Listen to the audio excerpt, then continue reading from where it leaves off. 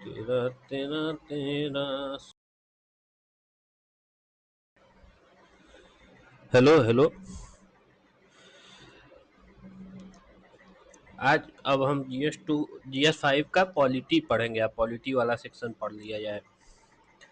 तो सबसे पहले तो यूनिटरी फीचर्स ये हमें मालूम है। हमारे इंटर स्टेट रिलेशन में कुछ दिक्कतें हैं। उसमें सबसे पहला सबसे इम्पोर्टेंट रोल गवर्नर जी का है। इनकी डिस्क्रिशनरी पावर, इनका वो दूसरा फाइनेंसिस का है। तीसरा कुछ पावर में दिक्कत है, जैसे आर्टिकल 3 या encroachment of state list, administration की दिक्कत है, all India central deputation of all India services, application of arm forces special power acts, कुछ central misuse of central agency like CBI, ED, these kinds of problem are there.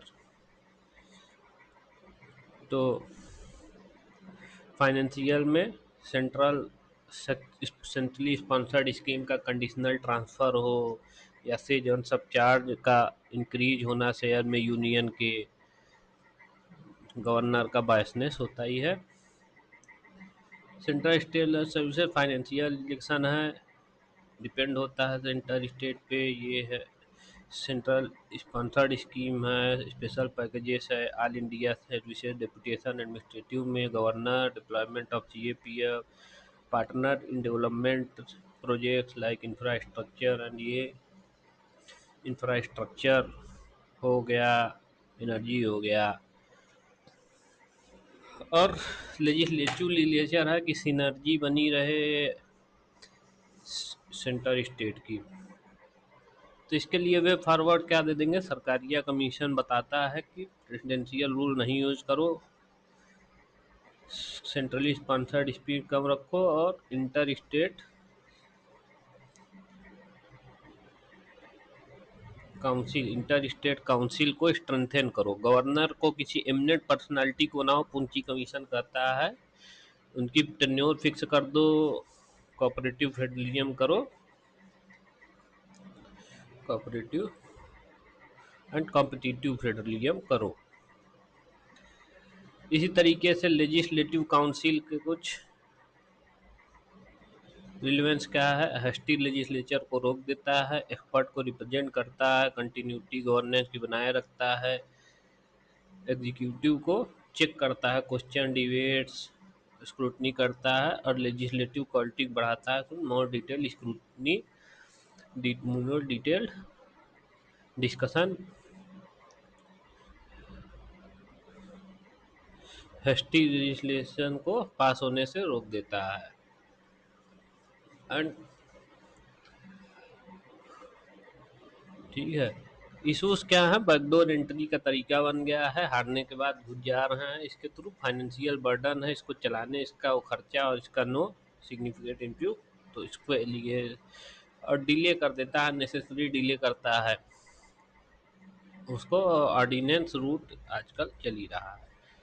तो legislative council, governor साहब की कुछ powers हैं, जैसे executive power है, vice chancellor university के, state finance commission, state election commission, इसमें इनका रोल है। अपॉइंटमेंट बहुत सारी चीज़ों में इनका रोल आ जाता है।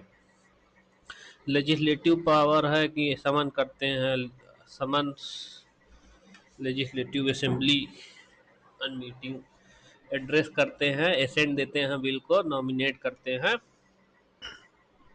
मेंबर ऑफ लेजिस्लेटिव काउंसिल को। जुडिशियल है कि पार्डन कर सकते हैं, कंसल्ट करते हैं प्रेसिडेंट को, प्रेसिडेंट इनको कंसल्ट करता है जब ये हाई कोर्ट के जजेस को अपॉइंट करने जाता है। इनका डिस्क्रिशन है, तो एक तो है कॉन्स्टिट्यूशनल डिस्क्रिशन है, जो कॉन्स्टिट्यूशन ने दिया है कि प्रेसिडेंट के लिए कोई बिल रिजर्व करना है, प्रेसिडेंट रूल लगाना है कि नहीं लगाना है। फिफ्थ और सिक्स शेड्यूल के रिलेटेड इनके पास स्पेशल पावर है। फिर एक आता है सिचुएशनल डिस्क्रिशन भी है इनके पास, कि सिचुएशन ऐसी बन जाए कि कोई मेजॉरिटी में नहीं है और इनको CM बनवाना है, उसके लिए या इनको डिसीजन लेना है कि अब डिसमिस कर देना चाहिए, कोई पॉसिबिलिटी नज़र नहीं आ रही है बनने की, COM को डिसमिस कर दो, ये मेजॉरिटी में नहीं है, डिजॉल्व कर दो असेंबली, अब कोई नहीं बना पाएगा। नंबा राबिया केस नबम नबम नबम राबिया के 2016 का है कि डिस्क्रिशनरी पावर्स जुडिशियल रिव्यू के उसमें आते हैं। इशूज क्या है, पार्टीशन कंडक्ट है, एसेंट जो है नहीं दे रहे हैं, बिल्स को डिले कर रहे हैं, और बायस्ड है इनका कंडक्ट, प्रेसिडेंशियल रूल लगा दे रहे हैं जैसे यूके में 2016 में लगा दिए थे। इनके अपॉइंटमेंट में भी दिक्कत है भाई, इनको अपॉइंट कर रहे हैं, रिमूवल आर्बिटरी है इनका, इसके खिलाफ केस भी हुआ है। क्या रिमूवल आर्बिटरी नहीं होना चाहिए, इसके लिए बीपी सिंघल साहब आए, बीपी सिंघल का रिमूवल आर्बिटरी नहीं होना चाहिए। फिर आओ डिस्क्रिशनरी पावर का मिसयूज कर रहे हैं, महाराष्ट्र में बिना फ्लोर टेस्ट के ओथ सेरेमनी करा दिए थे, oath ceremony without testing the majority on floor. Conflict पे आ जा रहे हैं यार, इलेक्टेड गवर्नमेंट से कॉन्फ्लिक्ट में है ये वाइस चांसलर जो है केरला में अपॉइंट करने के लिए लड़ाई हो गई पूरी, तो ऐसे ऐसे तो केस हो रहे हैं। तो अपॉइंटमेंट इशूज यही है कि इनका appointment he pleasure of president में है तो बायस्ड हो जाता है, न्यूट्रलिटी को इनके इफेक्ट करता है। ये डिस्क्रिशनरी पावर को कर रहा है misuse to favour ruling party in the centre. और तो ये एसेंट बिल का जो है अपहोल्ड कर देना है, नेसेसरी डिले है। फिर फिर प्रेसिडेंट रूल का ये मिसयूज कर देते हैं।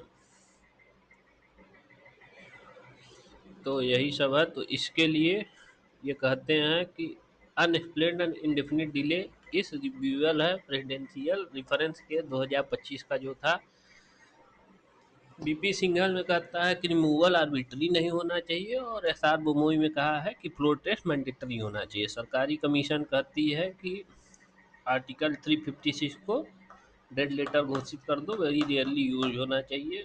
सेंट्रल और क्या कहती है, पूंजी कमीशन कहता है कि एमिनेंट पर्सनालिटीज़ को लाओ यार, डिस्क्रिशन को लिमिट करो, और इनका टेन्योर फिक्स करो यार।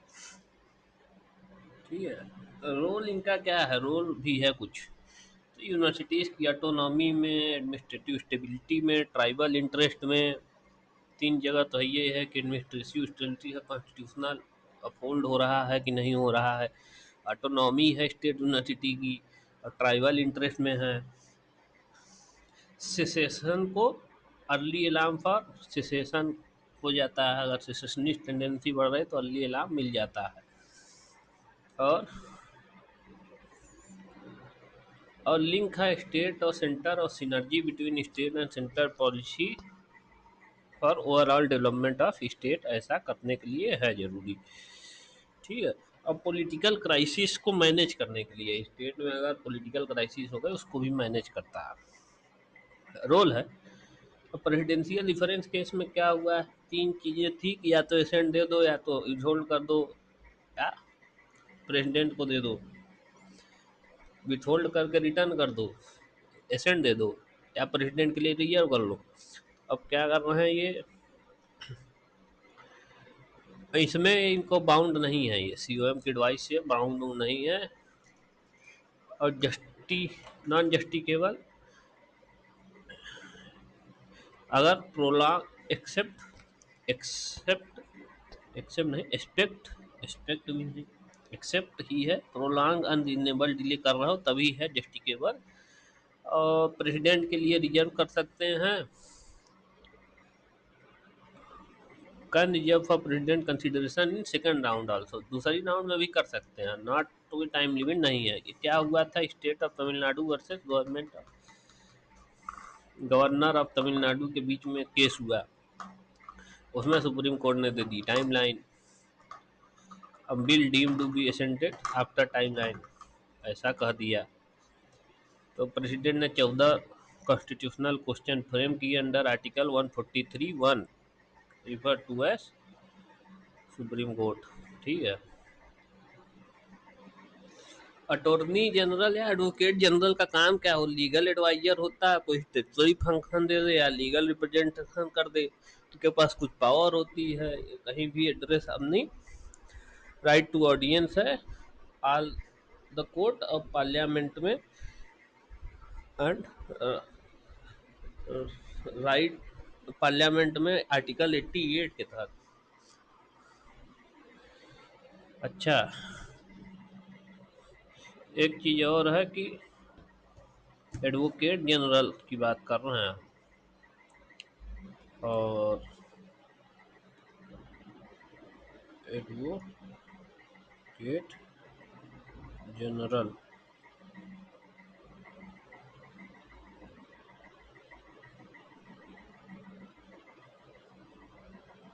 Party,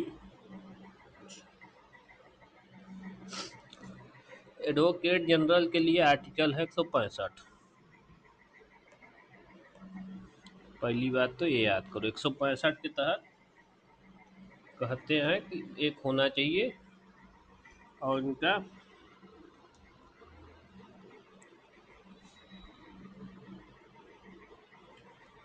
article 177,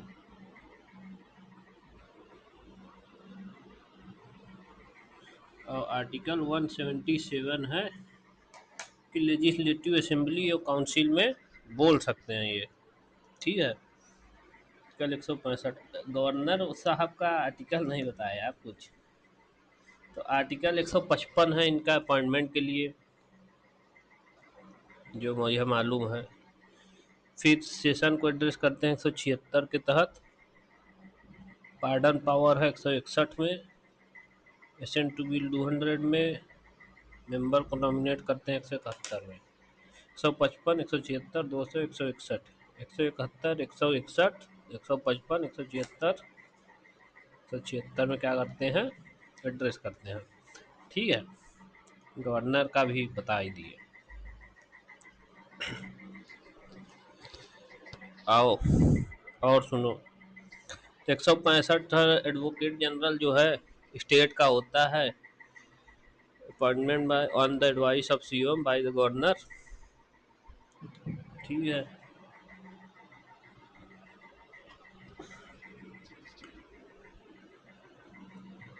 chief legal adviser है, हाईएस्ट लॉ ऑफिसर है, appointed by governor.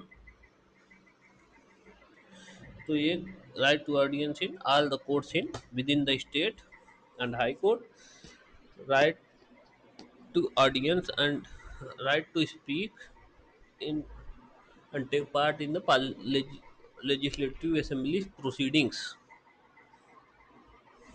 without right to vote। Vote का राइट नहीं है, बाकी कर सकते हैं। आओ फिजिकल फेडरलिज्म की बात कर लेते हैं।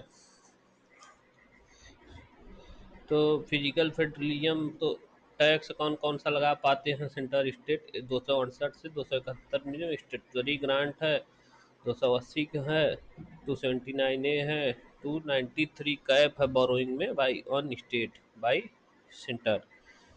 इशूज क्या है, vertical imbalance, region subsidies,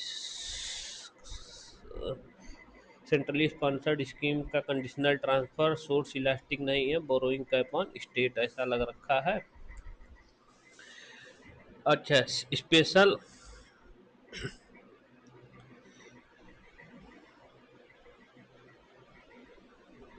special category status पांचवा फाइनेंस कमीशन जो है उसने दिया था, 14वें ने इसको डिसकंटिन्यू कर दिया, लेकिन आज भी 13 स्टेट्स के पास स्पेशल कैटेगरी स्टेटस है।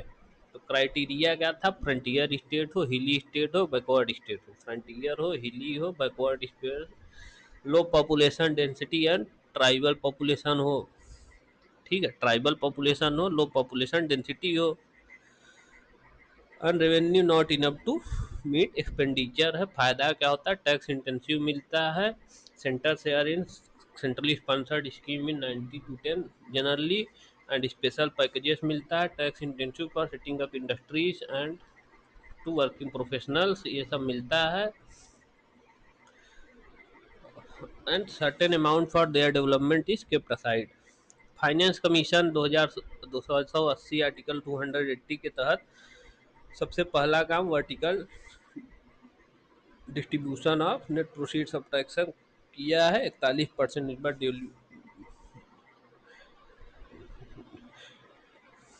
डिवोल्यूशन जो किया है 41% किया है। हॉरिजॉन्टल डिस्ट्रीब्यूशन फार्मूला देता है इनकम डिस्टेंस 42.5%, पॉपुलेशन को 17.5%, एरिया को 10%, फॉरेस्ट एंड इकोलॉजी को 10%, कंट्रीब्यूशन जीडीपी को 10% और डेमोग्राफी परफॉर्मेंस को 10% दिया है। और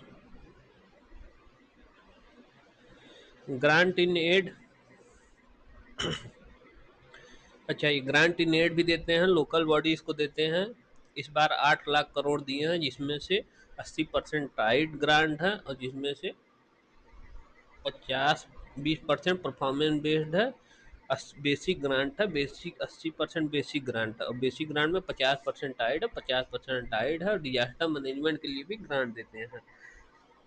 और क्या recommendation, physical road map recommend करते हैं, अभी इस बार किए हैं कि 3.5% अपना फिजिकल डेफिसिट कर लो 2030-31 तक, ये फिजिकल रोड मैप किए हैं। और क्या किए हैं, डिस्काम को प्राइवेटाइज करो, 308 स्टेट पीएसयूज को, बेस्ट पब्लिक सेक्टर इंटरप्राइजेस को वो करो और अनकंडीशनल टैक्स ट्रांसफर और सब्सिडीज को रेशनलाइज करने की बात की है। ठीक है। हाई कोर्ट की बात करें तो आर्टिकल 2214 से 231 तक 214 कहता है कि हाई कोर्ट होना चाहिए सभी स्टेट्स में, एक हाई कोर्ट होना चाहिए सब स्टेट में। 217 इनके अपॉइंटमेंट की बात करता है, कोलिजियम होगा, सीजीआई प्लस 2 सीनियर मोस्ट जजेस इन consultation with CGI of high court and governor president को नाम देते हैं। ठीक है। अब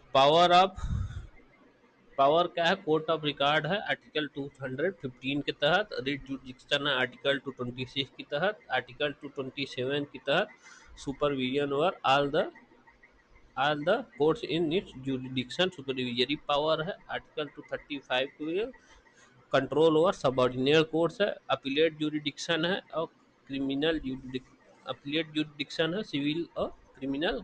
सिविल में पहली अपील फैक्ट्स और एविडेंसेस के बीच में, second appeal substantial question of law पे कर सकते हैं बस। ठीक है, तो ये तो इनकी है पावर। सबऑर्डिनेट कोर्ट आर्टिकल 233 से 237 तक है, बैकबोन है इंडियन जुडिशियरी का, फर्स्ट पॉइंट ऑफ कॉन्टैक्ट है, पेंडेंसी इनकी 87% है। इसमें दिक्कतें कहाँ आ रही हैं, इनके अपॉइंटमेंट प्रोसेस में दिक्कतें हैं, इनका इंफ्रास्ट्रक्चर खराब है, वुमेन कम है यहाँ, और बार में भी वुमेन कम है, और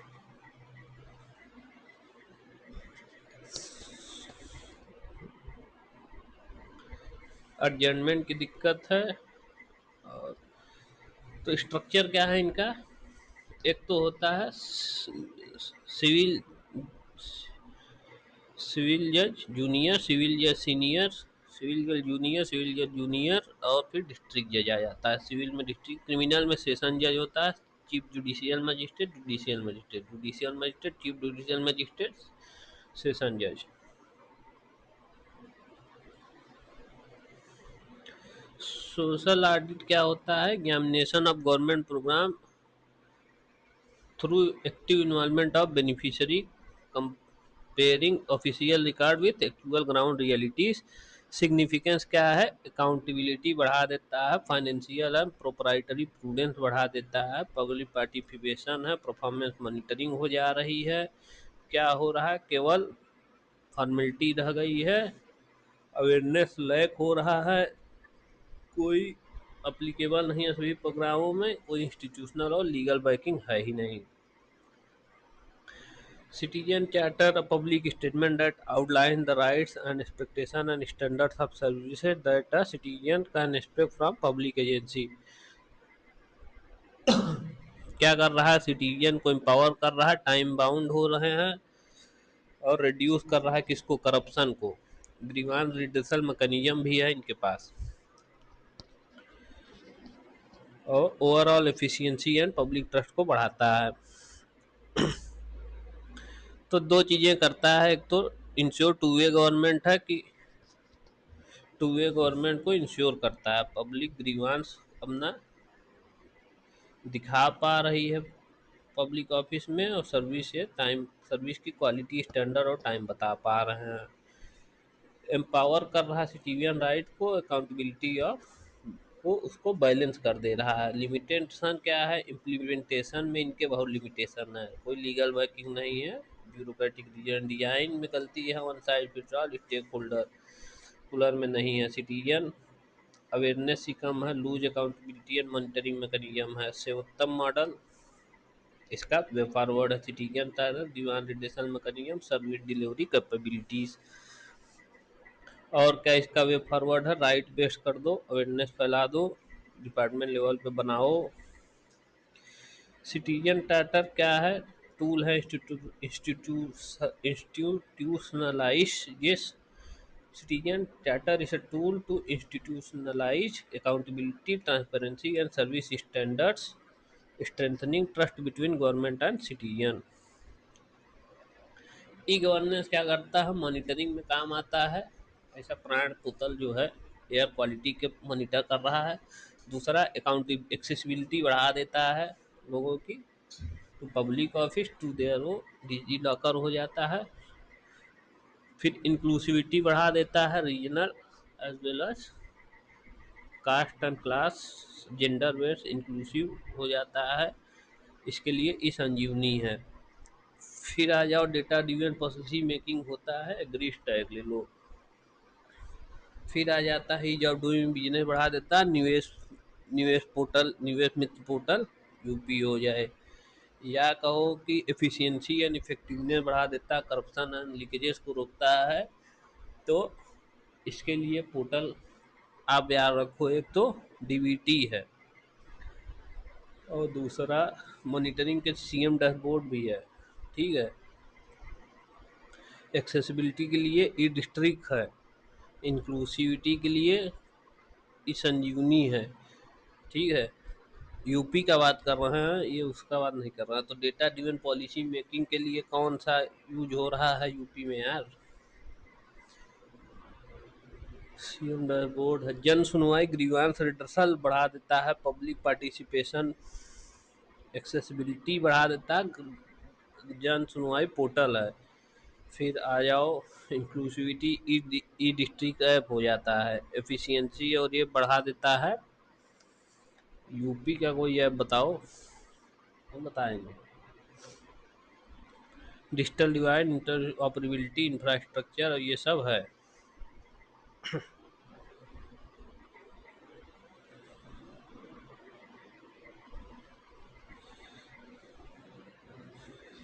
तो कुछ शॉर्ट नोट से पहले तो देख लेते हैं यूपी कब बना। 1834, 1834 में यूपी नॉर्थ वेस्ट प्रोविंस बना था, जमींदारी इंट्रोड्यूस हुई थी। 902 में, 1834 में नॉर्थ वेस्ट प्रोविंस, 902 में United province of Agra and Awadh बन गया। 904 में इलाहाबाद से आगरा चले गए, इंडिपेंडेंस मिल गया, तो बनारस, रामपुर, टिहरी, गढ़वाल ऐसे यूनाइटेड प्रोविंस बनाए। बनारस, रामपुर, टिहरी, गढ़वाल मिला के बनाए इंडिपेंडेंस के बाद। 24 जनवरी 1950 को यूपी बन गया। गवर्नेंस स्ट्रक्चर क्या है यूपी का, एक तो बाई कैमरल है, क्या है, बाई कैमरल लेजिस्लेचर है, parliamentary system of representative democracy है। एग्जीक्यूटिव में यहाँ क्या है, गवर्नर है, COM lead by COM, responsible for legislative, responsible to legislative assembly. Administrative structure यहाँ का अभी बताएंगे हम, judiciary, high court, subordinate courts ऐसे चलता है। पॉलिटिकल एवोल्यूशन, यहाँ सबसे पहले कांग्रेस डोमिनेंस था, फिर rise of socialist and regional parties हुआ, फिर मंडल एरा कास्ट पॉलिटिक्स हुआ, rise of SP BSP alternate governance, resurgence of BJP हो गया। अब राइज ऑफ सोशलिस्ट में सबसे नॉन कांग्रेस गवर्नमेंट बनी थी, चौधरी चरण सिंह की सीएम बने थे। एडमिनिस्ट्रेटिव स्ट्रक्चर क्या है? स्टेट है, डिवीजन है, डिस्ट्रिक्ट है, सब डिवीजन है, ब्लॉक है, विलेज है। 6 लेवल में बटा हुआ है। स्टेट, डिवीजन, डिस्ट्रिक्ट, और डिस्ट्रिक्ट के बाद सब डिवीजन, ब्लॉक, विलेज। ठीक है। आज आओ बात करते हैं लॉ एंड ऑर्डर की। लॉ एंड ऑर्डर में integrated emergency response system UP 112, mission Shakti महिला के लिए, pink booth, anti Romeo squad, और 1090 में फ़ोन कर लो। मिशन शक्ति के तहत 1090 पे फ़ोन करो। पिंक बूथ है, ये है।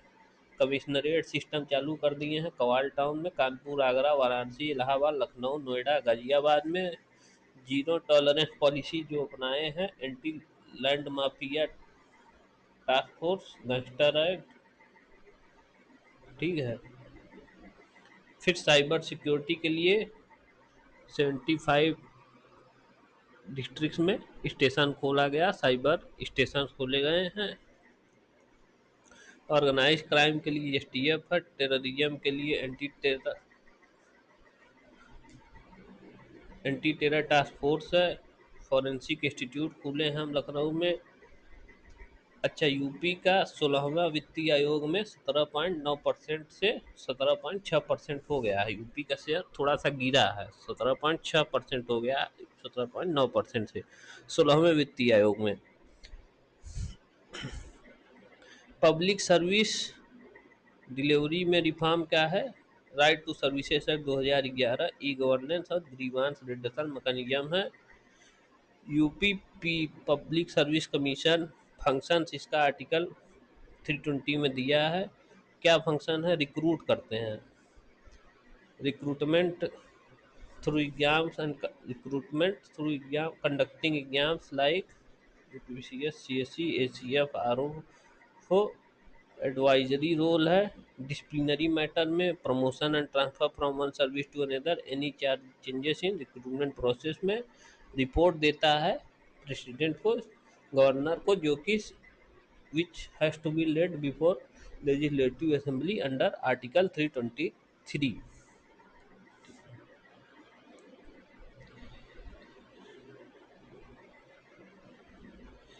ये तो भैया हो गया वो। फिर बात कर लेते हैं ऑडिट की। ऑडिट कैसे हो रहा है? ऑडिट 1 प्रयागराज में जो है वो कंप्लायंस चेक कर रहा है। ऑडिट 2 जो लखनऊ में है वो लीकेजेस एंड डिले चेक कर रहा है। ये हो गया कैग के द्वारा की गई ऑडिट। इसके अलावा क्या है?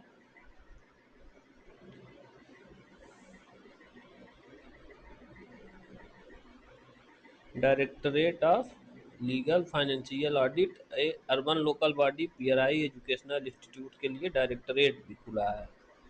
फिर सोशल ऑडिट डायरेक्टरेट भी है जो कि उसका लिए, और फाइनेंस मिनिस्ट्री का इंटरनल ऑडिट भी किए जा रहे हैं। ऑफिशियल लैंग्वेज आर्टिकल 335 के तहत, 345 के तहत, आर्टिकल 345 के तहत UP official language act 1951 Hindi in Devanagari script को। फिर 1968 में अमेंड किया, made it mandatory for all government officials and correspondence के लिए इसको मैंडेटरी कर दिया। Allows state legislature to adopt an official language, article 345 का था है। इसी के तहत हमने यूपी ऑफिशियल लैंग्वेज एक्ट 1951 कहा, जिसमें हिंदी इन देवनागरी स्क्रिप्ट हमने की। फिर इसी को अमेंड किया हमने 1989 में, जिसे उर्दू रखा। जुडिशियरी में भी हमने कहा UP Uttar Pradesh official language subordinate court act 1970 1970 में लाए, और हिंदी इन सबऑर्डिनेट कोर्ट और district court, governor in consultation with high court. Judgment हम हिंदी में लाएंगे ऐसा कह दिए, लेकिन हाई कोर्ट में जजमेंट जो है इंग्लिश में आता है, आर्टिकल 348(2) के तहत। स्पेशल कैटेगरी स्टेटस के लिए फिर से बता दे रहे हैं, गाडगिल फार्मूला था, 5वें वित्तीय आयोग ने 1969 में कहा था। ठीक है। राइट राइट्स का क्या इशू है उत्तर प्रदेश में? ह्यूमन राइट्स का है, वुमेन्स के राइट का है, दलित के राइट का है, माइनॉरिटीज के राइट का है, प्रेस फ्रीडम, स्पीच के, चाइल्ड के राइट का, इन सब के राइट्स में इश्यूज आ रहे हैं। ह्यूमन राइट में आ सकता है, वुमेन में आ सकता है, ट्राइबल आ सकता है, माइनॉरिटीज के में आ सकता है, चाइल्ड के में आ सकता है, और प्रेस भी परेशान हो सकती है। Good governance issues, good governance initiatives की बात कर लें तो रूल ऑफ लॉ के लिए लॉ एंड ऑर्डर रिफॉर्म्स हैं, ट्रांसपेरेंसी के लिए गवर्नेंस है, अकाउंटेबिलिटी के लिए जन सुनवाई, दर्पण पोर्टल ऐसा कर रखे हैं, रिस्पॉन्सिव के लिए पब्लिक सर्विस है, Gram Sachivalaya, common service centres, development oriented के लिए one district one programme, Nivesh Mitra, expressway development, double engine synergy तो है यही है, यही सब गुड गवर्नेंस के लिए हमारे लिए काफ़ी हैं। अच्छा, इम्प्लीमेंट नई गवर्नमेंट कैसे करती है कि कन्वर्जेंस ऑफ स्कीम्स, कन्वर्जेंस ढूंढती है, जैसे मनरेगा को कन्वर्ट किया किसके साथ? अमृत सरोवर स्कीम के साथ, या बहुत जगह कन्वर्जेंस ढूंढते हैं। टेक को इंटीग्रेट करो, कम्युनिटी को पार्टिसिपेट करो, क्लस्टर अप्रोच में डेवलप करो, मिशन मोड में करो, real time monitoring, CM dashboard portal और टीम 9 अप्रोच, ये सब लगा रखे हैं। Convergence integration, tech integration, community participation, cluster based approach, 100% saturation, mission mode, real time, team 9। E governance, तो ग्रीवांस रेडिसल के लिए क्या करते हैं? एक तो संपूर्ण समाधान करने के लिए संपूर्ण समाधान दिवस है, ये फर्स्ट और थर्ड सैटरडे, और थाना दिवस होता है सेकंड और फोर्थ सैटरडे। जन सुनवाई पोर्टल लगा रखे हैं, 176 हेल्पलाइन है, स्पेशल पोर्टल है, जैसे भूमाफिया एंटी करप्शन के लिए, जनता दरबार खुद सीएम कर रहे हैं।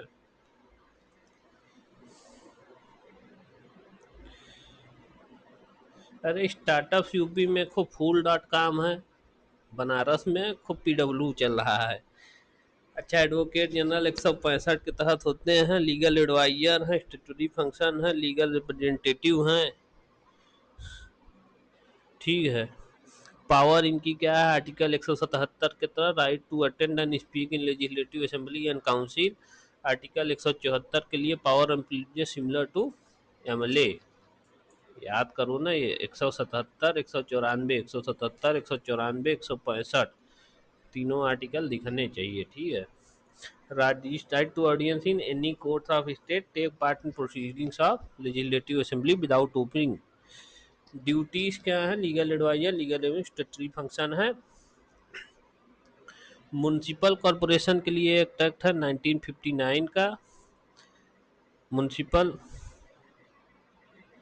UP municipal corporation act 1959, 17 municipal corporation UP में है। यूपी म्युनिसिपैलिटीज एक्ट 1994 और UP Panchayati Raj act 1947, UP Kshetra Panchayat and जिला पंचायत अधिनियम 1961। पंचायत 47 में, UP panchayat act 1947, UP Kshetra panchayat जिला panchayat 1961, UP municipal corporation 1959, UP municipalities act 1994। ठीक है। अब हम इसी को पढ़ा देते हैं, उसके बाद सिक्योरिटी देखेंगे यार, सिक्योरिटी एंड वो बाद में देखेंगे।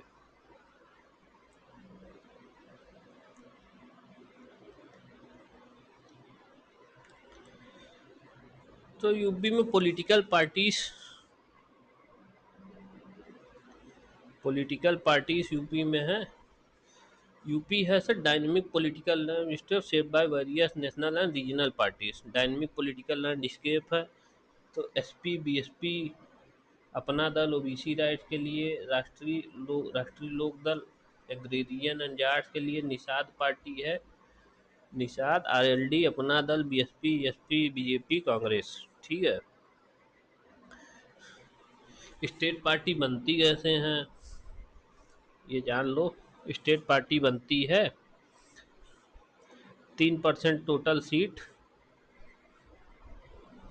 लेजिस्लेटिव असेंबली में, 3% या 3 सीट ला दो लेजिस्लेटिव असेंबली में, जो ज़्यादा होगा 3% ऑफ टोटल सीट। लोकसभा में 1 MP पर 25 MP होना चाहिए, तब बन जाओगे। या तो वोट के बेसिस बनोगे, 8% vote in Lok Sabha legislative assembly में पा जाओ।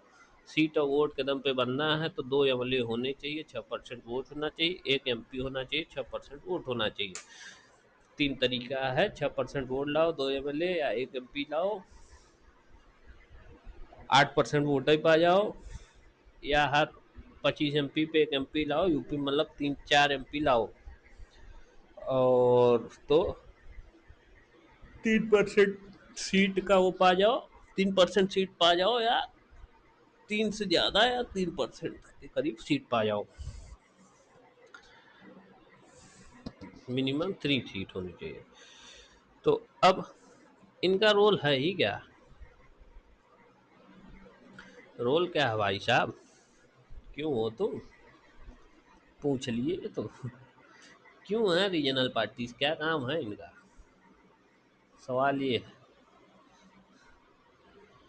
तो यार, तो लेजिस्लेटिव फंक्शन होता है इनका कि लॉ बनाएंगे, डाइवर्स ग्रुप का रिप्रेजेंटेशन कर देते हैं, पॉलिटिकल अवेयरनेस फैलाते हैं, रीजनल और रूरल इश्यूज को सामने लाते हैं, पॉलिसी इम्प्लीमेंटेशन गवर्नेंस में काम करते हैं। अब बैलेंस करते हैं यार, एक ऐसा pressure group and regional demand को पुट फॉरवर्ड करते हैं ये। ठीक है। नेचर यूपी में क्या रहा है? Caste and identity based policy हो रहा है, सिंगल लीडर डोमिनेंस हो रहा है, influence on coalition parties, unlimited India expansion नहीं हो पा रहा है। बैलेंस नेशनल पार्टी डोमिनेशन को बैलेंस करते हैं, policy advocacy for social justice, coalition and power sharing में, एग्रीगेरियन इशूज और ये सब रीजनल डेवलपमेंट को फोकस में लाते हैं, प्रेशर ग्रुप हैं नेशनल पॉलिटिक्स में, and state demand and national level minority groups को रिप्रेजेंट भी कर रहे हैं। चैलेंजेस क्या हैं रीजनल पार्टीज का? इनका इलेक्टोरल वोट बैंक घटता जा रहा है, जैसे बीएसपी का 30% से 12% वोट शेयर हो गया है। इंटरनल डेमोक्रेसी नहीं है, लीडरशिप क्राइसिस है, सिंगल लीडरशिप पार्टीज हैं ये। फाइनेंशियल रिसोर्स कंस्ट्रेंट है, इतना नहीं मिल रहा है, क्रिमिनलाइजेशन करप्शन एलिगेशन है, लिमिटेड बियॉन्ड उसके है, डिजिटल ओवररीच है, ये सब बातें कर लिए हैं।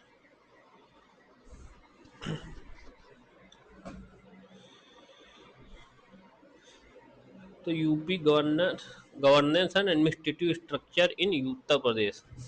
स्टेट क्या फॉलो करता है? स्टेट फॉलो सर डिसेंट्रलाइज मॉडल, जिस जो 18 डिवीजन और 75 डिस्ट्रिक्ट में बटा हुआ है। Reform focus on minimum government maximum governance की ओर जाते हैं। स्ट्रक्चर हायरार्की क्या है? स्टेट जिसमें सीएम होता है, उसके लिए चीफ सेक्रेटरी होता है ऑफिसर लेवल पे। डिवीजन में डिविजनल कमिश्नरेट होता है, डिस्ट्रिक्ट लेवल में डिस्ट्रिक्ट मजिस्ट्रेट होता है, सब डिविजनल मजिस्ट्रेट होता है, सब डिवीजन में block development officer, video and village में विलेज डेवलपमेंट ऑफिसर होता है ग्राम पंचायत में। पुलिस कमिश्नरेट सिस्टम रिफॉर्म कर दिए हैं, shift from dual command to commissionerate system in metro to speed decision making 7 शहर में कर दिए हैं। तो police commissioner ranks ADG rank officer एक बनाते हैं, police commissioner ranking ADG rank officer hold magisterial power, जैसे मजिस्ट्रियल पावर अब इनके हाथ में कर दिए हैं। जैसे सेक्शन 144 और गुंडा एक्ट लगाने का ये है, सब पहले डीएम थे।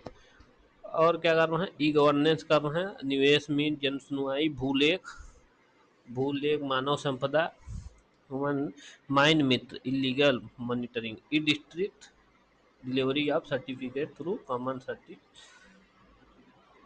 लॉ एंड ऑर्डर के लिए mission Shakti, pink booth, anti Romeo स्टाक, यूपी 12 इंटीग्रेटेड इमरजेंसी रिस्पांस। और क्या कर रहे हैं, बीसी सखी योजना ग्राम सचिवालय बना रहे हैं, Gram Sachivalaya construction of secretariat in every gram panchayat to ensure village officials are available locally. ठीक है। क्या चैलेंजेज है, ब्यूरोक्रेटिक इनर्सिया है, और रीजनल डिस्पैरिटी है, मैन पावर शॉर्टेज है, गवर्नेंस यूपी में ट्रांजिशन हो रहा है rule based to role based model पे,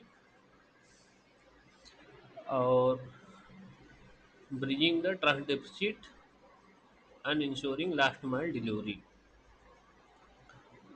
सरोजिनी नायडू जो है हमारी पहली गवर्नर थी, याद रखना। इनका गवर्नर का कुछ कुछ रोल है, जैसे टीबी मुक्त अभियान में इन्होंने राजभवन के ऑफिशियल को अडॉप्ट करने को बोला, टीबी पेशेंट, आंगनवाड़ी को अडॉप्ट करने को बोला, और संस्कृत प्रमोशन में इनका रोल है, Sanskrit education in state universities में ये फैला रहे हैं। लार्जली सेरिमोनियल इनका रोल है, पर वाइटल कॉन्स्टिट्यूशनल सेफ्टी वॉल हैं, stability of administration and autonomy of state university को इंश्योर करते हैं। सीएम रियल एग्जीक्यूटिव अथॉरिटी है, डी फैक्टो एग्जीक्यूटिव कौन है, CM is real executive authority, de facto D जियोर एग्जीक्यूटिव हैं, डी जियोर एग्जीक्यूटिव और डी फैक्टो एग्जीक्यूटिव, डी जियोर जी JURE, डी जियोर executive and de facto executive. 163 के तहत establishment of council of minister with CM as the head to aid and advice, governor को aid and advice करने के लिए एक सीएम इस्टेब्लिश करो, 163 करता है। 164 करता है सीएम अपॉइंट करेगा अपने ministers by governor on advice of CM. And 167 में क्या कहता है, सीएम की ड्यूटी है कि वो इन्फॉर्म करे administrative decision and legislative proposal to the governor. Power किसकी पावर, सीएम की पावर। एक तो पोर्टफोलियो यही बांटता है, ब्यूरोक्रेटिक कंट्रोल है, ट्रांसफर एंड पोस्ट की ऑफिशियल, अपॉइंटमेंट करता है, सीओएम को हेड करता है, लेजिस्लेटिव पॉलिसी आर्किटेक्ट है, लीडर हाउस लीडर है, रिकमेंड रिजोल्यूशन। डिजास्टर मैनेजमेंट में स्टेट डिजास्टर मैनेजमेंट अथॉरिटी के हेड होते हैं। लॉ एंड ऑर्डर में इनका रोल है direct accountability to maintain peace and communal sensitive district में। यूपी का सीएम क्यों इम्पोर्टेंट है, नेशनल पीवट है, 80 लोकसभा सीट है तो यहाँ परफॉर्मेंस अच्छा होना चाहिए, तो नेशनल पीवट। इकोनॉमिक ड्राइवर्स हैं, $250 बिलियन की अगर इकोनॉमी चलाओगे तो इकोनॉमिक ड्राइवर है। सोशल इंजीनियरिंग, कास्ट बेस्ड, वो सब तो होता रहता है। सुचिता कृपलानी हमारे यहाँ की पहली वुमन सीएम बनी थी। चौधरी चरण सिंह फार्मर के लिए बहुत बड़े नेता थे, land holding based on OBC. Challenges क्या हैं यार, सबसे बड़ा चैलेंज हमारे लिए एडमिनिस्ट्रेटिव स्केल पे आता है, पॉल्यूशन प्रेशर इतना ज़्यादा है, last mile delivery of scheme logistic nightmare है, रीजनल डिस्पैरिटी है, डिवाइड है, सेपरेटिस्ट डिमांड भी हो जाता है, law and order, mafia challenge, organise crime, communal harmony and physical health, revenue deficit and physical spare for capex बनाने के लिए। तो आज क्या कर रहे हैं, CM dashboard, team 9 approach, forming core group of top bureaucrat for rapid decision making. तो अब political manager of cost correlation to CEO style administration, UP has evolve to CEO style administration focus on investment infrastructure and internal security, investment infrastructure and law and order, focus on investment infrastructure and law and order. ठीक है। Council of minister 91st constitutional amendment act में बोल दिया गया था कि 15% of total legislative को होगी, तो यूपी करीब 60 मिनिस्टर हो सकते हैं। तो इसमें तक तो कैबिनेट मिनिस्टर होंगे, senior most who hold key portfolio, attend the cabinet meeting and determine major policy. Minister of state with independent charge, smaller department do not report to cabinet minister, they attend cabinet only when invited. Minister of state assist करते हैं cabinet minister को। तो power क्या है यार? Power policy formulation है। Cabinet is the highest decision making body, approve policies, industrial और population policy. Legislative functions क्या है? बिल को ड्राफ्ट करते हैं, अप्रूव होगी अगर लेजिस्लेटिव फंक्शन है तो बिल जो होगा उसको कैबिनेट से अप्रूव होगा, then it is presented by government. Any bill presented by government in Vidhan Sabha must be approve by cabinet. Ordinance को सीओएम एडवाइस पे ही गवर्नर करता है। अपॉइंटमेंट सारे सीओएम के एडवाइस पे होते हैं। बजट प्रिपरेशन सीओएम पास होता है, फिर वो बजट पुट होता है,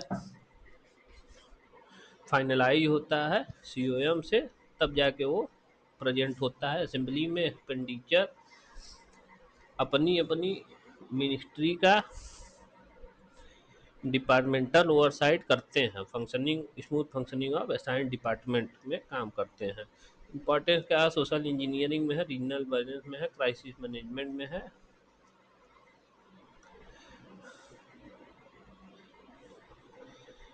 तो चैलेंजेस क्या है? ब्यूरोक्रेसी का वो है, डोमिनेंस है, एंड कोलिशन पॉलिटिक्स में थोड़ा है, करप्शन हो जा रहा है, कास्ट इंजीनियरिंग करनी पड़ रही है। ई कैबिनेट की ओर चले गए हैं, यूपी में जो काम किया है, first state to institute paperless e cabinet system,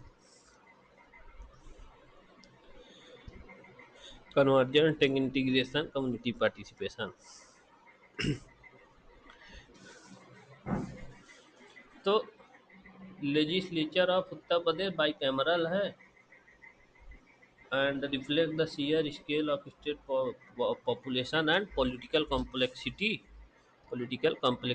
Vidhan Sabha lower house होता है, डायरेक्टली इलेक्टेड बाय पीपल होता है, 403 एमएलए हैं, 84 एससी की सीट है, 2 एसटी की सीट है, 5 साल के लिए चुने जाते हैं। मनी बिल यहीं आता है, काउंसिल ऑफ मिनिस्टर को रिस्पॉन्सिबल करता है। अल्लाह पासिंग में विधान इसका ज़्यादा काम है। लेजिस्लेटिव काउंसिल अपर हाउस है, 100 मेंबर हैं यहाँ, 38 एमएलए चुनते हैं, 36 लोकल बॉडीज चुनते हैं, 8 ग्रेजुएट चुनते हैं, 8 टीचर चुनते हैं, और 10 जो है नॉमिनेट कर दिए जाते हैं। तो 38 एमएलए चुन रहे हैं, 38, 36 लोकल बॉडी से आ रहे हैं, 8 ग्रेजुएट, 8 टीचर, और 10 नॉमिनेट हो रहे हैं। Art, literature, science and cooperative movement. Art, literature, science तो पहले भी हो रहे थे, अब कोऑपरेटिव मूवमेंट भी यहाँ भी जुड़ा, मतलब वो प्रेसिडेंट भी करता है। ये 171 के तहत करते हैं। रोल क्या है? टैलेंट को पूल है, ST legislation act as a revising chamber, ensuring law pass not rush or populist, allows experts may not win in direct election to enter the legislative and contribute to policy making, delay कर देता है। हिंदी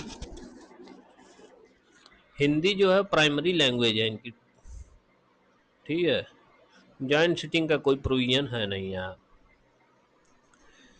अभी recent reforms है कि ई विधानसभा चलाए थे ये नेवा के तहत, हाउस प्रोसीडिंग को पेपरलेस कर दिए हैं। स्पेशल सेशन लिए थे एसडीजी का, एसडीजी सेशन 2019 में 36 घंटे का continuous session held to discuss sustainable development goal, और यूट्यूब लाइव कर दिए हैं अपनी प्रोसीडिंग को।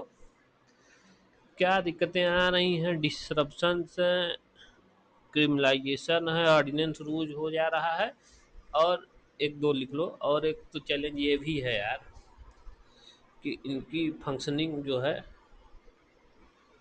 रस्ट हो जा रही है, अब डिसरप्शन तो हो रहा है, एफिशिएंसी रिड्यूस हो रही है। तो उत्तर प्रदेश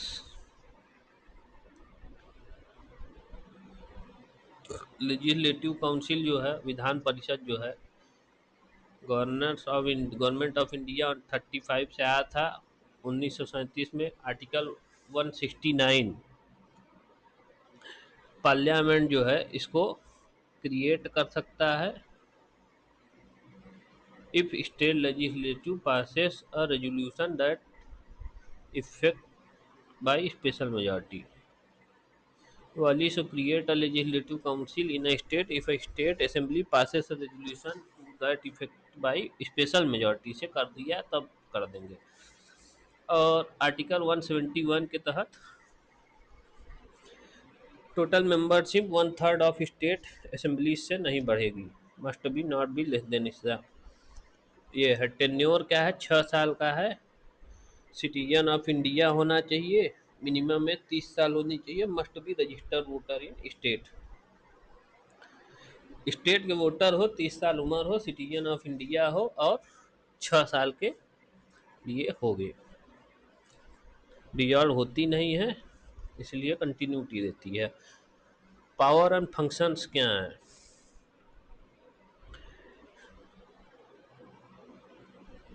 ऑर्डनरी बिल का इनिशिएशन है, रिवाइजिंग चैम्बर की तरह काम कर जाता है। क्वेश्चन पूछ सकते हो। Backdoor entry accommodate politicians who lose direct election, financial burden, incur significant cost on state exchequer, delay कर देता है अर्जेंट लेजिस्लेटर को। Why it is important, size of states allow, तो क्या है, allow wider representation of diverse group who might get overshadowed in general elections. Legislative council allows for is important for is important to manage the massive population of the state, allows for wider representation of diverse group who might be overshadowed in general elections। ठीक है।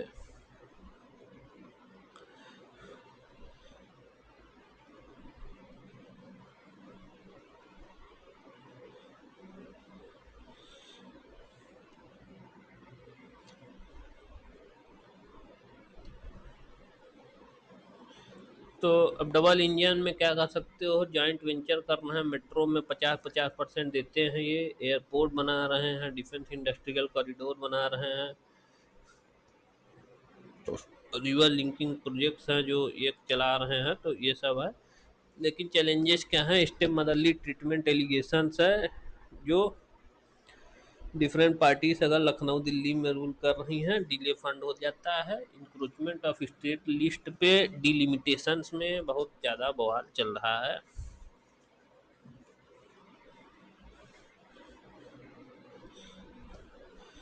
तो case study क्या है, Namami Gange cooperative federalism का।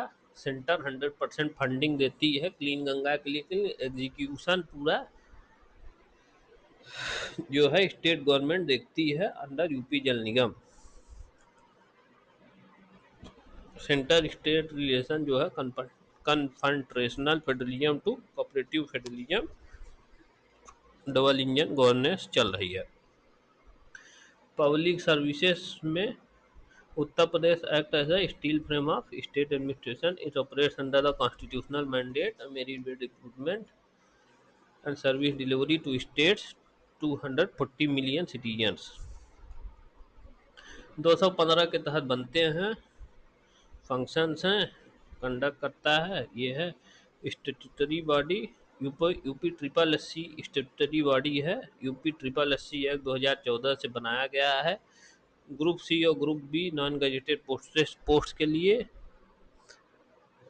तो अब की reform इन्होंने पेट एग्जाम ला के किया था।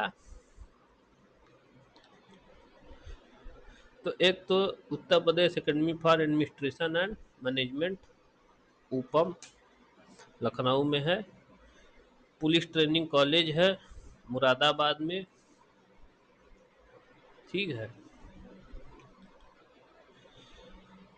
तो ई गवर्नेंस के लिए डिस्ट्रिक्ट पोर्टल, निवेश मित्र, मानव संपदा और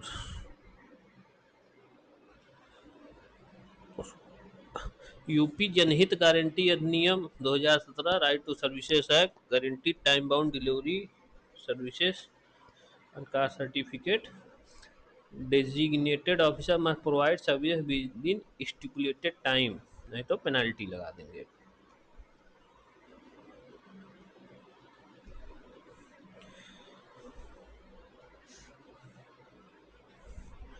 तो UPPCS act as a watchdog of merit in the state administrative system, ensuring selection based on competition rather than patronage। तो ये 1937 में अप्रैल 1 में गवर्नमेंट ऑफ इंडिया एक्ट के तहत 1935 के तहत बनाया गया था यूपीपीसीएस। तो इसके कुछ प्रोविजन है, 16 के तहत अपॉइंट हो गए, 17 के तहत रिमूव हो गए, 20 में फंक्शन है, 22 में चार्ज एक्सपेंडिचर है इनका स्टेट के, और सबमिट रिपोर्ट होगा। कंपोजिशन क्या होता है, चेयरमैन होता है and strength determined by governor, usually 8 से 12 मेंबर, 11 मेंबर होते हैं, अपॉइंटमेंट बाय गवर्नर, टेन्योर 6 साल या 62 साल जो पहले आए।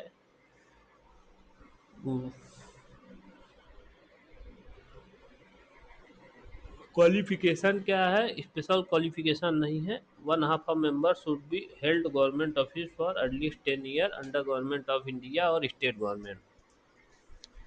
रिमूविंग अथॉरिटी प्रेसिडेंट है, गवर्नर नहीं है।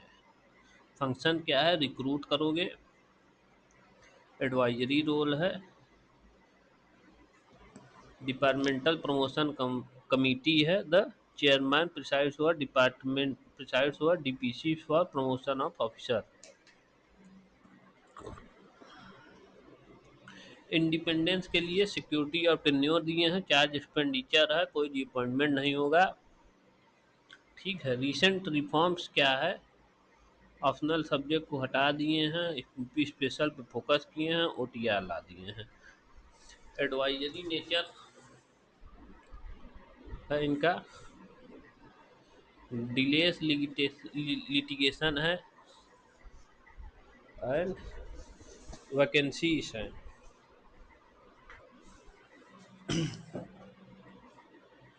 वैकेंसीज जो है कम आ रही हैं। UP PCS gateway to steel framework है, auditing auditing framework and institutions. Auditing serves as eyes and ears for of the taxpayer, ensure करता है budget of state is spent efficiently legally for the intended purpose, जो purpose के लिए है उसी purpose के लिए स्टेट का बजट यूज हो, ये इंश्योर करता है। ठीक है, तो एक तो कैग है, कैग का दो ऑडिट है आर्टिकल उसमें, फिर directorate of local fund audit है, फिर सोशल ऑडिट डायरेक्टरेट है, फिर इंटरनल ऑडिट डायरेक्टरेट है। तो कैग का है एक तो principal audit accountant general, principal accountant general Allahabad general and social sector को अकाउंट ऑडिट करता है। कंप्लायंस विथ रूल को लिए चेक करता है, परफॉर्मेंस ऑफ स्कीम जैसे समग्र शिक्षा, पुलिस मॉडर्नाइजेशन, इन सब में काम आता है। Principal accountant general audit 1 Prayagraj में है, जनरल एंड सोशल सेक्टर्स करता है check for compliance of rules and performance of scheme like Samagra Shiksha Abhiyan and police modernisation. दूसरा है principal accountant general Lucknow audit the economic and revenue sector, focus on revenue leakages, infrastructural project delay, PWD, irrigation, GST, इन सब में। तो कुछ findings हैं CAG की UP में, इलीगल माइनिंग 2024 में है, रेवेन्यू लॉस हुआ due to lack of satellite monitoring, afforestation that the plantation were done on paper or without survival monitoring leading to wasteful expenditure, health infrastructure में notable gaps इन्होंने find किए हैं UP के। Recently CAG report has found gap in,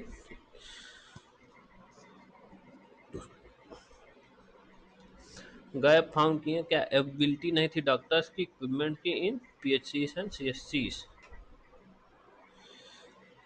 directorate of local fund audit Uttar Pradesh local fund audit act 1984 में बना दिए थे। 1984 में directorate of local fund audit बनाए हैं। अर्बन लोकल बॉडीज को चेक करती है, पंचायती राज इंस्टीट्यूशन को, एजुकेशनल इंस्टीट्यूशन को। ऑडिट रिपोर्ट अनवली करती है। Power to issue surcharge notice to recover money from salaries of the responsible official. Surcharge notice भी ये इशू कर सकती है। सोशल ऑडिट डायरेक्टरेट है मनरेगा और प्रधानमंत्री ग्राम योजना के लिए सोशल ऑडिट टीम बनती है। 4-5 लड़के रहते हैं। ग्राम सभा बुलाई जाती है। Audit finding are read aloud in Gram Sabha meeting.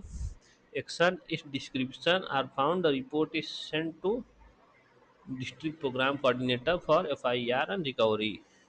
Internal audit होता है। Finance department conduct pre audit check and concurrent audit to prevent financial error. कुछ चैलेंजेस हैं, डिले हैं जो है टेबल करने में, स्टाफ शॉर्टेज है, लैक ऑफ इन्फोर्समेंट है, सोशल ऑडिट फॉर्मलाइज नहीं हो रही है, and it is post facto. It happens after the corruption happen, nothing to, it can do nothing to stop corruption from happening, it can only find out the corruption। तो post facto है ना। Auditing is not a mere fault finding exercise. Auditing is mere of not is not mere fault finding exercise to tool of systematic correction.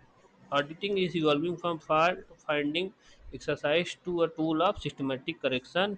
Integration of public financial management system, geotagging of assets have made auditing more evidence based। High court है, largest high court है। Term number of जज के हिसाब से 160 तो है। Function as a court of record है। 1866 में बना था। इंडिया हाई कोर्ट एक्ट 1861 के तहत।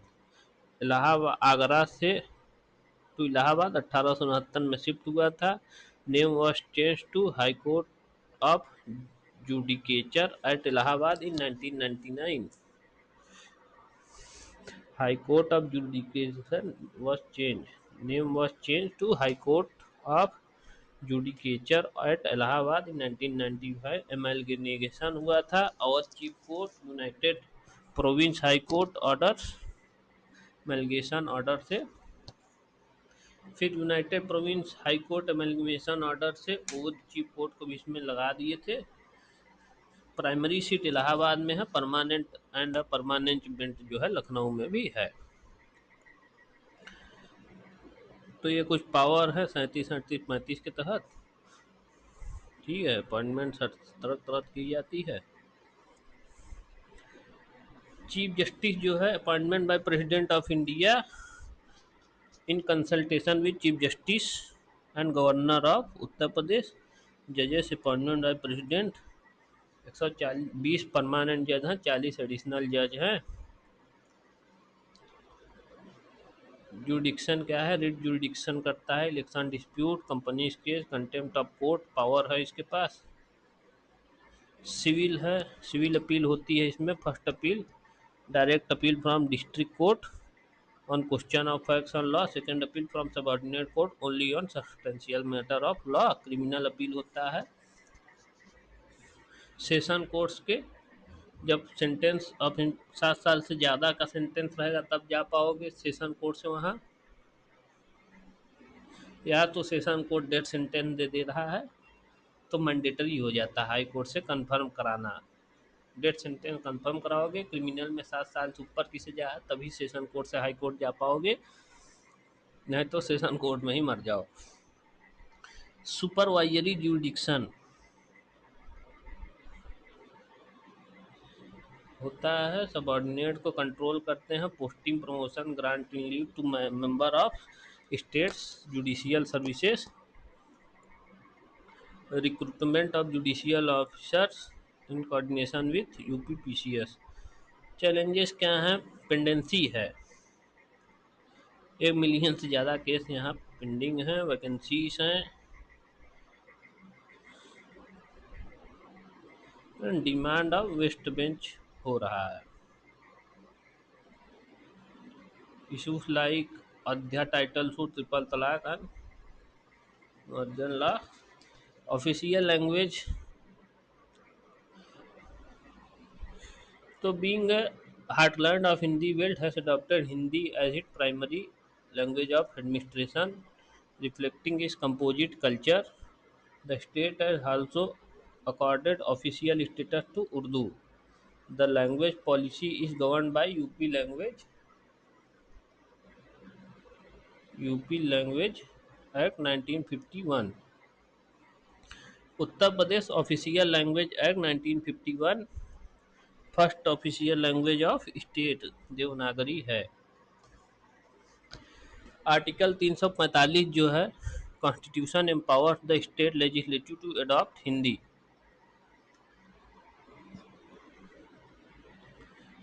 Mandatory for official purposes of state. Article 345 जो है,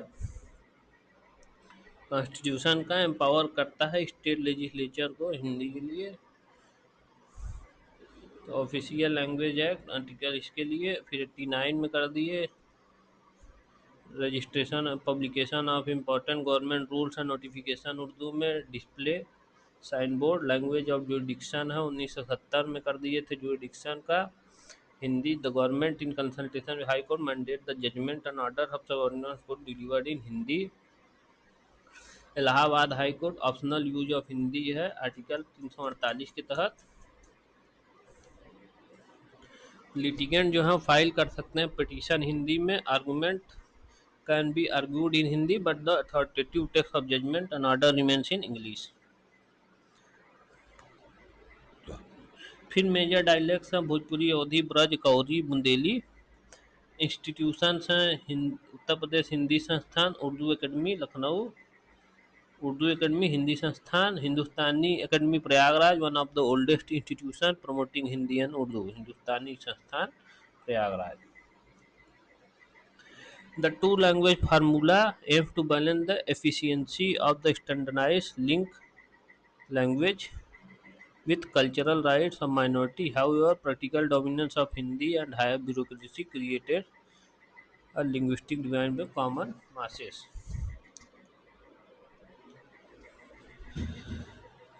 तो इसके बाद अब क्या देख लेते हैं, consolidated funds of Uttar Pradesh.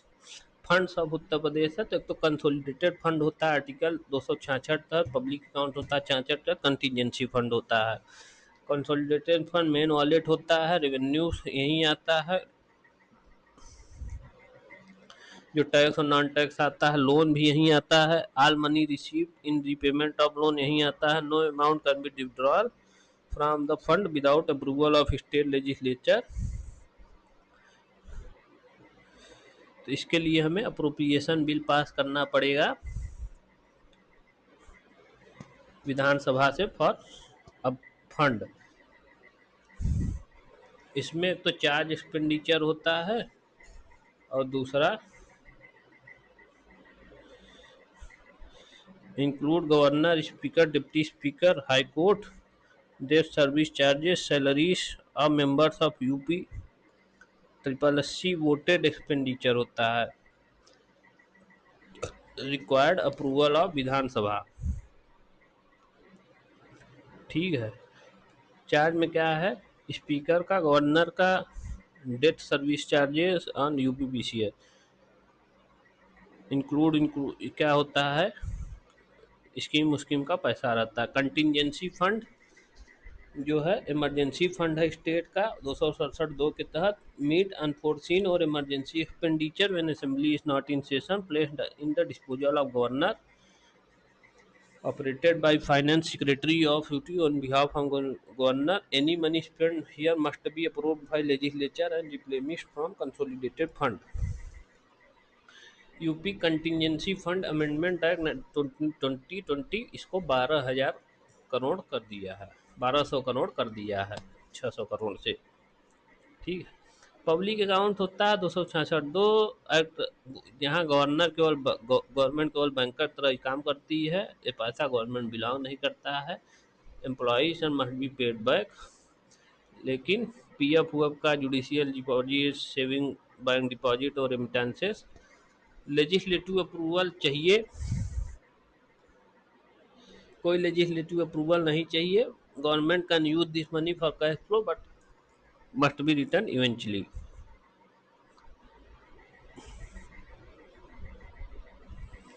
RLD है, अपना दल है,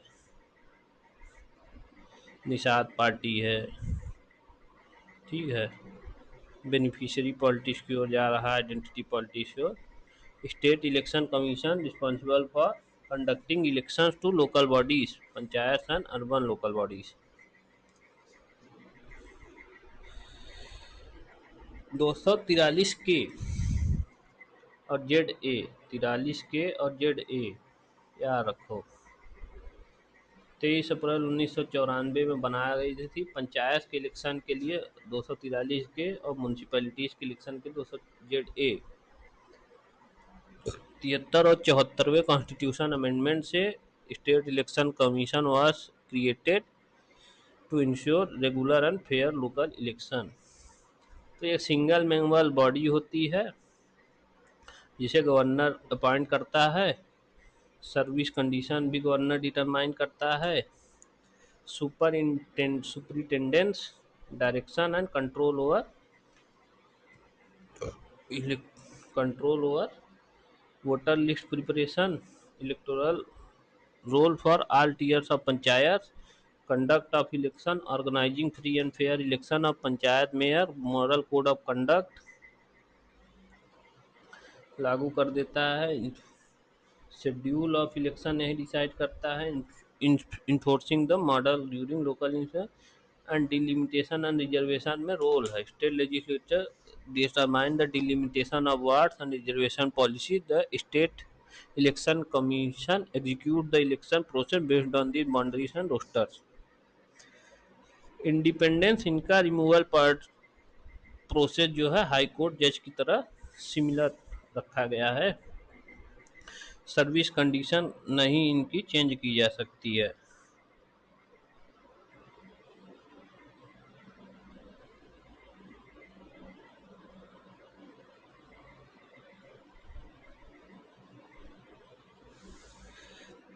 ठीक है। Service condition delimitation challenges in UP क्या है? डिलिमिटेशन डिले है, स्टाफ डिपेंडेंसी है, सिक्योरिटी है, ऑनलाइन नॉमिनेशन कर। UP state election commission has introduced online filing of nomination paper in recent urban local body election. Geo tagging polling booth to ensure better route planning and security and deployment. Guardian है state grassroot democracy का role pivotal in ensuring paper में ही ना रह जाए, paper tiger to living reality. एक और चीज है कि कैसे हटाया जाता है हाई कोर्ट जज को, क्योंकि अभी रिसेंट केस हुआ था,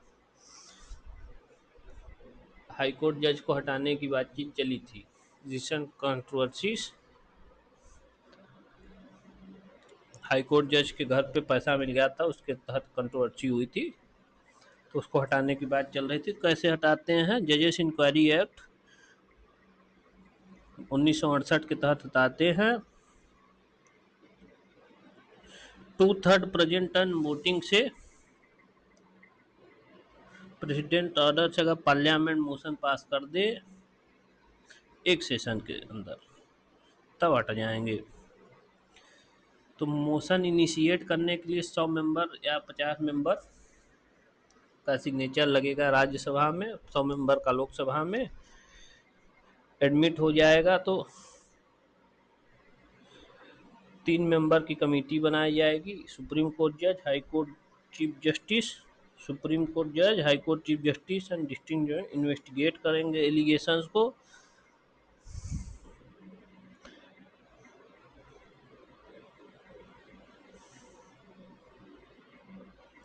ठीक है, तो यही प्रोसेस है। अर्बन लोकल गवर्नमेंट जो है 74वें कॉन्स्टिट्यूशनल अमेंडमेंट से आई थी। म्यूनसिपल कॉरपोरेशन एक्ट है 1900, लार्ज सिटी में होती है। म्यूनसिपैलिटीज एक्ट ऑफ 1994 में अमेंड हुआ है। तो नगर निगम करते हैं म्यूनसिपल कॉरपोरेशन को, 17 ठो हैं। नगर पालिका म्यूनसिपल काउंसिल जो है चेयरमैन होता है। 760 से ज़्यादा अर्बन लोकल बॉडीज हैं यूपी में। इम्पोर्टेंट क्यों है? तो सर्विस डिलीवरी के लिए ज़रूरी हैं, अर्बन डेवलपमेंट के लिए ज़रूरी हैं, पॉलिटिकल लेबोरेटरी हैं, पब्लिक हेल्थ के लिए ज़रूरी हैं। चैलेंजेस क्या है? फंड फंक्शन और फंक्शनरीज की दिक्कतें आती हैं। अपनी रेवेन्यू कम है, डिपेंड करते हैं। ऑक्टोरी का एबोलिशन जब से हुआ और ज़्यादा डिपेंडेंट हो गए स्टेट पे जीएसटी के आने से। फंक्शन जो है टाउन प्लानिंग, इसका टाउन प्लानिंग लैंड डेवलपमेंट जो है हाईजैक कर लिए है development authorities and housing board. Overlapping jurisdiction हो जा रहा है फंक्शंस का। फिर फंक्शनरी और डिवोल्यूशन नहीं हो रहा है all the function from schedule 12। Functionaries का दिक्कत है, मेयर और म्यूनसिपल कमिश्नर के बीच में power, the executive power lie largely with municipal commissioner, turning the mayor as a ceremonial figure. Staff shortage है और चेयरमैन प्रधानपति कॉन्सेप्ट तो है ही है। स्टाफ शॉर्टेज है, मेयर और म्यूनसिपल कॉरपोरेशन के बीच की लड़ाई है। स्मार्ट सिटी मिशन में 10 शहर है, central mission 7 city, state smart city mission में है। इंटीग्रेटेड कमांड सेंटर बनाते हैं। म्यूनसिपल बॉन्ड ने अभी लखनऊ नगर निगम ने म्यूनसिपल बॉन्ड से 200 करोड़ निकाले हैं। GIS based house tax assessment is being implemented in 17 Nagar Nigam to widen their tax nets. GIS based house taxation assessment is और स्वच्छ भारत मिशन अर्बन के तहत ODF प्लीज वो है, आवास अर्बन चल रहा है, अमृत स्कीम है। अब वे फॉरवर्ड क्या है? तो सिंगल सिटी गवर्नमेंट होना चाहिए। एम्पावर मेयर को करो, मेयर इन काउंसिल सिस्टम लाओ। फाइनेंशियल ऑटोनॉमी दो, कार्डन मैनेजमेंट करने दो। वार्ड कमेटी को में सिटीजन पार्टिसिपेशन बढ़ाओ। Citizen must function as a autonomous unit of self governance rather than mayor extension of state secretariat. State secretariat का एक्सटेंशन नहीं, autonomous unit of self governance बनना चाहिए अर्बन लोकल बॉडीज को। Panchayat act और जिला पंचायत, क्षेत्र पंचायत और जिला पंचायत अधिनियम 1961 3 टियर स्ट्रक्चर है, जिसमें जिला पंचायत चीफ डेवलपमेंट ऑफिसर होता है, ब्लॉक प्रमुख एडमिनिस्ट्रेटिव हेड होता है, block development officer, Gram Pradhan and Gram Panchayat अधिकारी वीडियो। ग्राम पंचायत जो है वो बेसिक यूनिट है। इसमें एक ग्राम सभा होती है जिसमें सभी रजिस्टर वोटर होते हैं, 2 बार साल में मिलनी चाहिए। उसके बाद ग्राम पंचायत होती है जो कि होती है executive body, consist of Pradhan and elected ward members, Gram Panchayat सदस्य। फिर आता है Pradhan, directly elected by voters of the village, head the land management committee, भूमि प्रबंधक समिति लैंड मैनेजमेंट कमेटी को हेड करता है। इसको रिमूव भी किया जा सकता है, non confidence motion 2/3 majority of Gram Panchayat members केवल, लेकिन 2 साल बाद। कमेटी बन गई, समिति बन गई हो। Decentralise decision making, every gram panchayat must have 6 committees. Planning and development, education plan करोगे, एजुकेशन हेल्थ पे ध्यान दोगे, कंस्ट्रक्शन व प्लानिंग एंड डेवलपमेंट, कंस्ट्रक्शन व education health administrative committee, water management, education health water तीनों के लिए है। Health and welfare committee, education committee, water and management committee, construction work, planning and development and administrative committee, planning and development, construction. Land management committee अलग है जिसका head होता है। फिर आ जाओ रिजर्वेशन है UP follows base line follow करता है, 33% आरक्षण देता है। Reserve in all categories, SC ST proportional to their population in panchayat area, OBC up to 27%, subjected to triple test surveys made mandatory by Supreme Court. Rotation system है, seats of प्रधान प्रमुख are rotated among the reserve category every election cycle to ensure equity.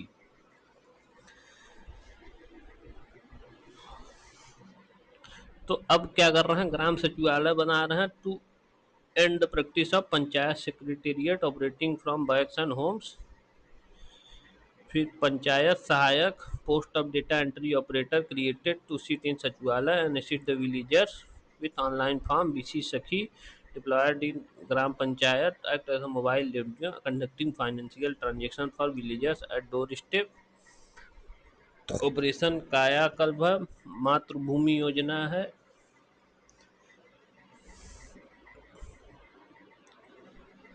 तो अगर मातृभूमि योजना है, government B 40% of cost and donor bear 60%. The building is named after donors ancestors.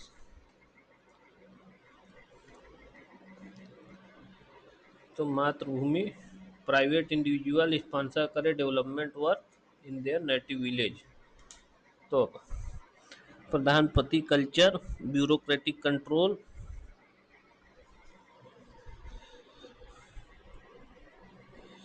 प्रधानपति culture जो है ये ब्यूरोक्रेटिक कंट्रोल चाहिए, वीडियो चाहिए। Holds more de facto power than pradhan due to control over digital signature and funds. तो प्रधानमंत्री culture bureaucratic control, the BDO holds de facto power the pradhan due to control over digital signature and fund, financial dependency है। तो ये तो प्रधान centric governance to system centric governance की ओर जाना चाहिए। The true autonomy will only come when panchayat start generating their own revenue and reduce dependent on Lucknow. तो public policies हमारी जैसे चल रही हैं तो वेलफेयर सेंट्रिक से इन्वेस्टमेंट सेंट्रिक की ओर जा रहे हैं। सेक्टर स्पेसिफिक इनिशिएटिव्स हैं, निवेश मित्र और परफॉर्मेंस लीग सब्सिडीज चल रही हैं। UP industrial investment and employment promotion policy 2022 की जो है, या FDI फॉर्चून, सोलर एनर्जी 22 की, इलेक्ट्रिक व्हीकल 22 का, टूरिज्म 22 का, टेक्सटाइल गारमेंटिंग 22 का, डेटा सेंटर 21 का, बायो एनर्जी 22 का। निवेश मित्र सिंगल विंडो सिस्टम है, निवेश सारथी इन्वेस्टर रिलेशन मैनेजमेंट सिस्टम है, CM डैशबोर्ड दर्पण, real time monitoring of policy implementation. Rights issues और इसके आगे का बाद में पढ़ाएंगे।